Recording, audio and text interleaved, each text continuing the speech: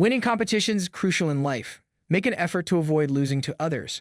I was taught these words by my father. I always strived for victory because of his influence. I never thought my life would turn out that way. Michael is my name. My father had a regular job, and we were a typical family when I was born. I've been very competitive since I was a young child. I would get really irritated when I lost games with pals. I hated to concede defeat, and I even got into arguments with people about it. When I did so politely, I was furious. My father was more tolerant than my mother, who chastised me, stating, "Competitive people grow in life." Winning competitions is crucial in life. Make an effort to avoid losing to others. He understood my nature, which he valued far more than weakness. Dad was a fierce competitor himself. When I performed worse on examinations than my buddies, he appeared more agitated than I did.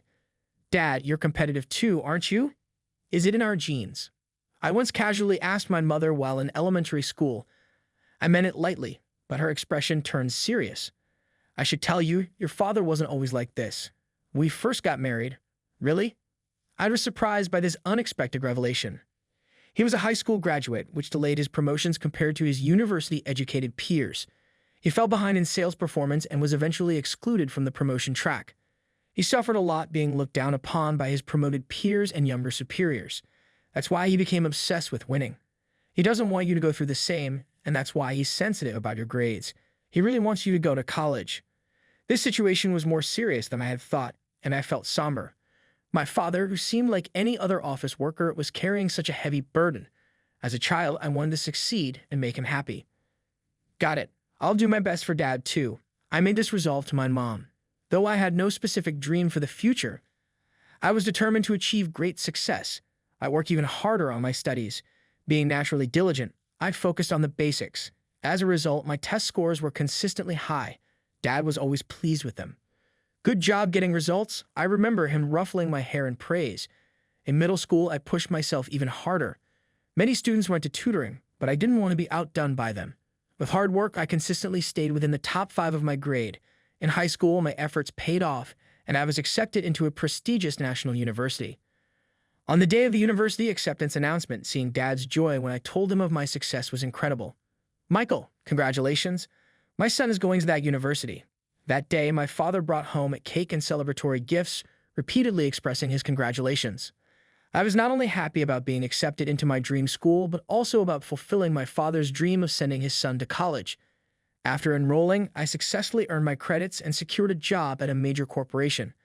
I had taken the first step as a professional, leaving my student life behind. The initial period at work was challenging with a lot to learn, but gradually I got the hang of it and became efficient in my job. My competitive nature continued to drive me, and I strove to outperform my peers, achieving good work performance. Unknowingly, I stood out among my peers. "Michael is very diligent, so I can rely on him with confidence," my boss Mark would say, entrusting me with important tasks. Motivated, I devoted all my energy to my work. Then one day, I was appointed as the leader of a major project receiving significant investment from the company. Mark recommended me to President West, who believed in my abilities despite my youth. Success in this project would undoubtedly fast-track my career. I couldn't miss this opportunity. I wanted to make it a success. After being appointed leader, I worked tirelessly every day. Despite long hours and overtime, I never felt the need to rest. Time flew by, and the project was a success. I gained a significant lead over my peers, climbing the corporate ladder at an unprecedented pace. I even managed to impress President West. Furthermore, President West often invited me to dinner, where he once told me, "I've seen many employees, but few are as outstanding as you." Eventually, I was even considered a candidate for the next company president. It seemed like my childhood dream of becoming a big shot was about to come true. However, there were a few others seen as rivals, since they were all capable workers. I continued to work diligently without slacking. As winter waned, President West summoned me. What could it be about? I wondered, entering his office with slight nervousness. President West greeted me with a smile and invited me to sit. It didn't seem like bad news.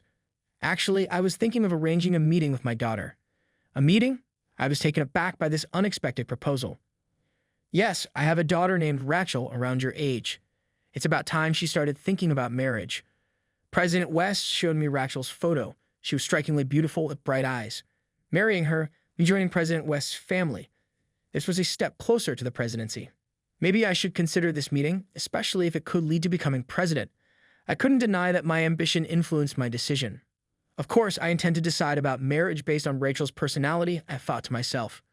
Although we worked at the same company and we had never spoken, I had doubts about whether we would be a good match. But those concerns vanished when we met.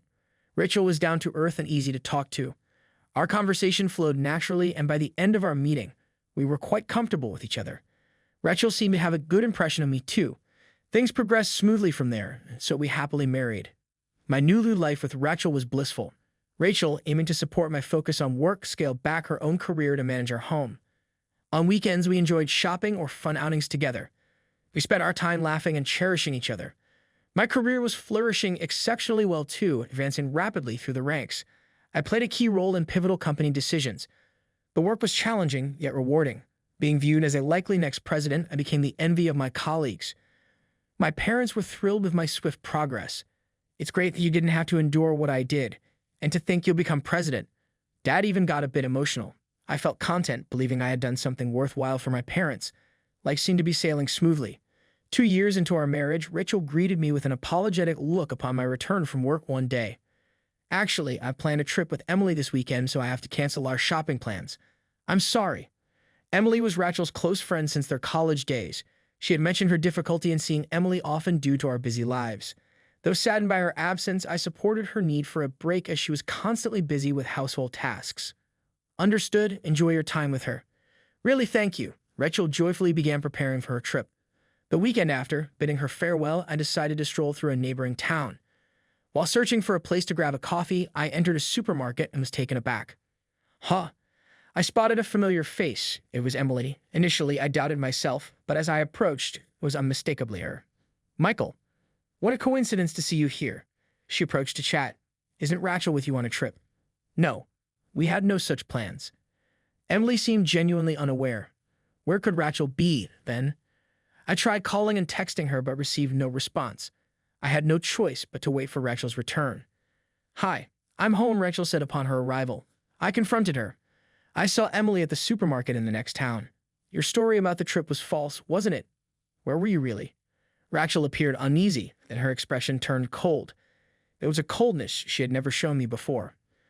I was on a trip with Andy, she said. Andy was a male colleague competing for the presidential position.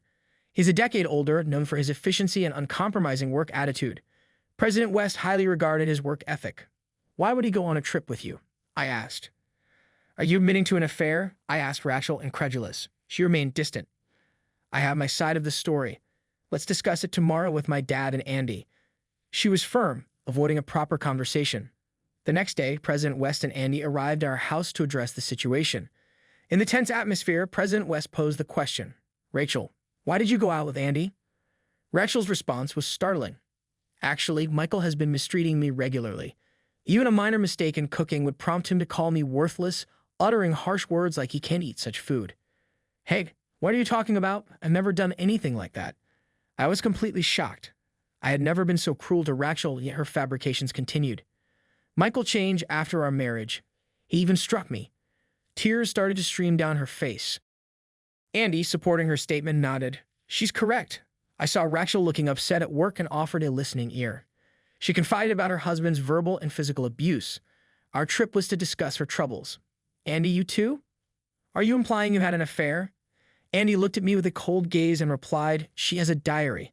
It likely has entries about Michael's abuses. It's all made up, President West. I pleaded earnestly with gestures and expressions. I hoped her past trust would suffice to clarify the truth, but President West looked at me sternly. Rachel is not a liar, and he is credible too. I trust their accounts. You're despicable. I want you to divorce immediately, and you're also fired. I can't believe this. Despite my attempts to further persuade them, it was futile, and the meeting concluded. The following day, I was packing up my desk in a somber mood. Whispers filled the air. Michael was abusive to his wife, apparently. Well, I thought he was decent. Disgusting. Their voices were intentionally loud. Their words reached me clearly. It felt like my heart was being ripped apart, and I fought back tears. I lost everything, including the home I shared with Rachel, and moved back to my parents' house. Naturally, they were concerned after hearing the story. My mother wept in sorrow. There's no way Michael would do such a thing. My father was profoundly troubled. Seeing his son's life deteriorate was a shock. Did I cause this by raising him to be a winner? He pondered. I quickly refuted this. This catastrophe was not my father's fault. It's not your fault, Dad. We've had many happy times. Life isn't over. We'll be all right. Hearing this, my father managed a small smile and said, "Thank you." But I couldn't stop questioning my life's purpose. Was all my hard work for nothing? Does hard work not pay off? As I contemplated this, my drive completely vanished. I knew I needed a new job, but I lacked the energy to pursue it. I spent my days idly at home, watching videos online late into the night and waking up in the afternoon. This lethargic routine persisted. A month after my dismissal, I finally ventured outside when my mother requested an errand. She didn't say much, likely wanting to give me a change of environment. Indeed, being in the sunlight slightly uplifted my mood. After completing the errand and on my way back, something occurred. A woman carrying a large bucket emerged unsteadily from a flower shop on my path. She looked unstable, and as I anticipated, she soon stumbled and fell. "Are you okay?" I rushed over to help, and the woman stood up, saying, "I'm sorry. I'm not injured. If you'd like, I can help you carry that." Thinking it was the right thing to do, I offered my assistance. Initially, she hesitated, but then gratefully accepted, saying, "Please, thank you." While helping, I learned about her. Her name was Lily, and she had been running the flower shop for a year. After the work was done, Lily tentatively made an offer. "If it's okay with you, would you like to work here?" A part-timer recently left after graduating. "I've been needing help but haven't found anyone. I can pay you." I accepted her offer immediately. I was looking for a job, so this is perfect. Thank you. This was how I unexpectedly found employment. When I told my parents, they seemed genuinely relieved. Working there, I discovered Lily's deep knowledge of flowers and her talent in nurturing quality plants. Her friendly service had earned her a devoted customer base. However, her business management skills needed improvement. The shop wasn't drawing new customers due to ineffective PR. Additionally, it was barely profitable because of excessive spending. Having experience in these areas from my previous job, I took charge of the business aspects of the shop, allowing Lily to concentrate on plant care and customer service. This collaboration doubled the shop's revenue. Lily was incredibly thankful, saying it felt like a dream. As we became closer, I shared my own story with her. She listened with empathy. Upon hearing about my divorce, she expressed indignation. "It's so unjust. I accomplished so much only to fall like that. It's as if my efforts were in vain." I responded, and after a moment, Lily replied, "Michael, you've been too focused on winning and losing. It's okay to relax. I didn't attend a prestigious university, and my shop isn't the biggest, but on content. My regulars appreciate me, and that's enough. Happiness lies in simple things." Her words made me realize something. I had always equated losing with unhappiness and insignificance, but I have parents who accepted me despite that. The skills I learned in my previous company are now valuable in the flower shop. Indeed, I was too fixated on not losing. I'll aim to live more relaxedly from now on. This shift in mindset made me feel lighter. I realized I was the source of my own distress. Lily, who offered this insight, was truly wonderful. Gradually, I found myself drawn to her warmth. 6 months later, while working in the shop, the door opened. "Welcome." I was stunned to see who entered. It was President West and Rachel. They looked serious. It didn't seem like a casual visit. "I visited your parents, and they directed me here. We need to talk." I found a private space to give him out. "To be honest, I want you back at the company. I apologize for everything." I was mistaken. President West's admission surprised me. "What happened?" "Andy embezzled funds. The company is in turmoil. We also found he was harassing employees. You're the reliable one after all." "I'm supposed to be a horrible husband who abuses your daughter, right?" How easily they changed their tune. When I made a sarcastic remark, Rachel spoke up. "I admit I had an affair with Andy and plotted against you to make him president. Everything got exposed at work, and I'm in a lot of trouble. It was all my fault. Please come back." They both apologized. They were trying to look pleasant, but it was clear they had changed their stance only because they were in trouble. Besides, I had Lily now. I couldn't just leave her and go back. "I won't return to the company. I'm quite happy as it is." They hardly tried to persuade me, mentioning a generous salary and a certain presidency position, but my decision didn't waver. Realizing this, President West and Rachel left, hurling insults as they went.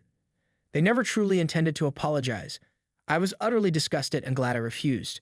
After they left, Lily approached me looking concerned. I overheard the conversation. "Are you sure you're okay with this?" "Yes, I'm fine. I love this shop and want to keep working here," I answered with a smile, and Lily beamed. "Then I'm glad. I want to keep running the shop with you, Michael." Later, I told my parents everything, and they agreed with my decision. In hindsight, I wanted Michael to be happy more than being a winner. If he's happy working any job, it's fine. My father grinned and nodded. As a result, Lily and I carried on managing the flower shop jointly. The store became livelier and the business prospered, drawing in more clients. I admitted my affections to Lily a year after we first met, and we began dating.